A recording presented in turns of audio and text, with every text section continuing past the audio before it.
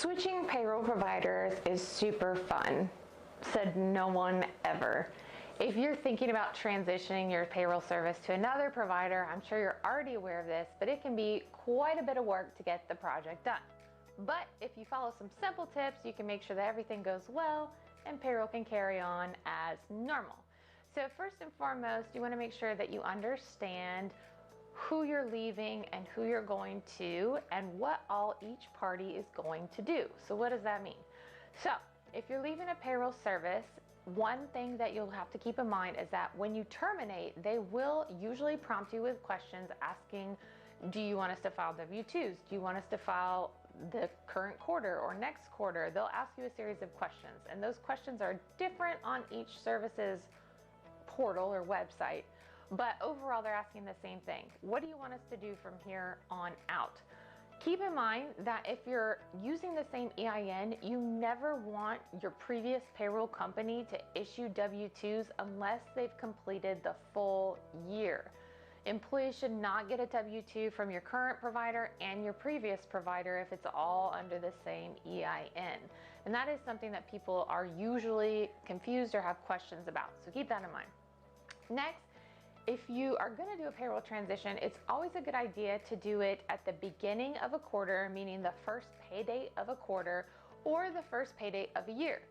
The reason for this is that payroll taxes can be a bear and can get tangled and messed up very, very quickly and then take 10 times as long to fix. So if you do a complete quarter, it's easiest to say, okay, payroll provider A, you're gonna file and pay Q1, and then starting Q2, payroll provider B, you're going to begin filing and paying all the payroll taxes. It's possible to do a mid-quarter switch. We do them all the time, but it does involve a lot of very keen attention to detail to make sure that every tax gets paid, and then usually you have to do a follow-up as well. So even if you tell your previous provider to file and pay certain taxes or to not file and pay certain taxes, you definitely want to follow up and make sure that what you asked to have done or not have done was followed. You also will have to accumulate quite a bit of data. So you're going to have to get all of your employee data together, and you're going to have to get all your payroll data together and all your payroll tax data together. Now, depending on your payroll provider, they may provide you with spreadsheets to complete to give them the employee data and the payroll data, and they'll import those into the system.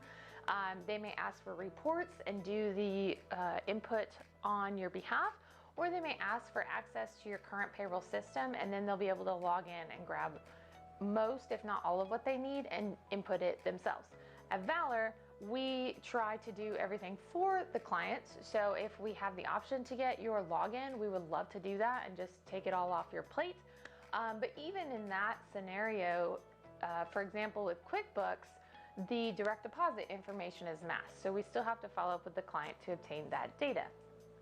Regardless of how the data gets into the system, the next step is going to be reconciling the data. So everything gets put in, and then you want to do your double checking. I always suggest that employers double check employees' social security numbers, tax information, and direct deposits at a minimum, because those are the things that can go wrong, and obviously that affects your employees. In addition, every single piece of data, every data point should match between the two systems. So that would be gross wages, hours, pre-tax deductions, post-tax deductions, net check amounts, employer taxes. Any and everything that's on your payroll register from your previous system should be shown and have the exact same totals in the new system. And then taking it one step further, you want to make sure that you're doing an audit of your tax liabilities and payments. And again, making sure that the new provider is picking up where the old leaves off, and that you're not leaving anything in the middle. So payroll transitions can be some work, but not necessarily the end of the world. It can go very smoothly as long as all the data gets input and reconciled. Then you just pick up where you left off and you're on your way. If you have questions about payroll transitions, or if you're thinking of switching payroll providers, love to hear from you, and happy to answer any questions that you may have.